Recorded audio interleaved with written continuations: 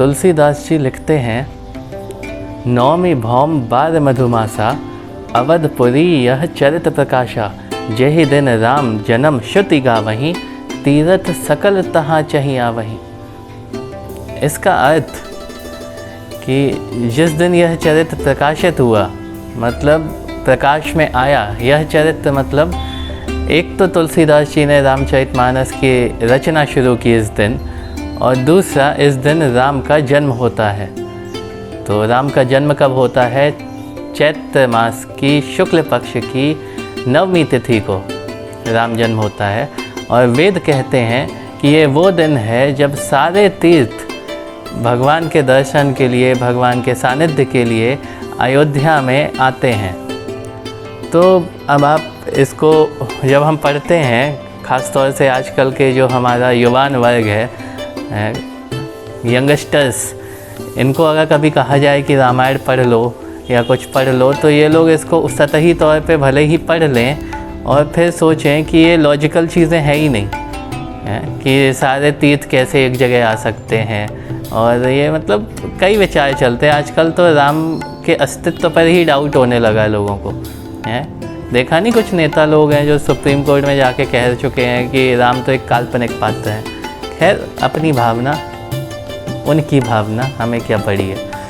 हम इस चौपाई का अगर अर्थ समझने की कोशिश करें तो एक सवाल मन में ये आता है कि राम ने अवतरित होने के लिए नवमी ही क्यों चुनी? पूरा साल पड़ा है, इतने सारे दिन हैं, क्योंकि बिना वजह तो कोई कार्य भगवान नहीं करेंगे। तो मेरे मत अनुसार, मेरी बुद्धि के अनुसार, ये हमारे जो साल की शुरुआत होती है, तो हम अपनी साल की शुरुआत में शक्ति पूजा करते हैं, नवरात्रि मनाते हैं, चैत्र नवरात्रि मनाते हैं। और ये जो बाद में दशहरा के टाइम पे अश्विन में जो होती है, तो वो तो बहुत बाद में शुरू हुई, लेकिन चैत्र नवरात्रि बहुत पहले से चली आ रही है। और ब्रह्म संवत में भी इसका उल्लेख है कि शक्ति पूजा के साथ ही हम किसी कार्य को संपन्न करते हैं, तभी वो पूर्ण होता है। तो हम 9 दिन शक्ति पूजा करते हैं, उसके बाद हमारा जो पूरा वर्ष होता है वो बेहतर तरीके से जाता है। तो भगवान ने शक्ति पूजा मतलब नवरात्रि को चुना, उसमें भी नवमी तिथि को चुना। नवमी तिथि मतलब सिद्धिदात्री का दिन। सिद्धि का अर्थ है कि पूर्णता है, तो पूर्णता ईश्वर के लिए ही तो हो सकती है और किसी के लिए नहीं हो सकती। जब हम नवरात्रि की शुरुआत करते हैं, जैसे आज प्रथम दिन है, शैलपुत्री का दिन है, तो शैलपुत्री का वास्तविक अर्थ तो हम अंदर की तरफ जब जाते हैं तब हमें पता चलता है। जब हम ध्यान करते हैं, जब हम उसके शिखर पे, उसकी चरम अवस्था पे पहुंचते हैं ध्यान की, तब हमारे साथ जो घटनाएं घटित होना शुरू होती हैं, तो वो नवरात्रि का स्टेप बाय स्टेप है। जो 9 देवियाँ हैं, तो वो अंदर की साक्षी हैं, ना कि बाहर के स्वरूप की साक्षी हैं। तो जब हम अपने ध्यान की चरम अवस्था से होते हुए ईश्वर तक पहुंचते हैं, तो हम अपनी नवरात्रि की पूरी यात्रा का समापन करते हैं। खाली बाहर पूजा पाठ करने से वो एक ये मान के चलें कि एक सिंबल मात्र है कि हाँ आपने कर लिया, लेकिन उस देवी को, उस दिन को, उस क्षण को आपने समझा कि नहीं समझा, वो ज़रूरी है।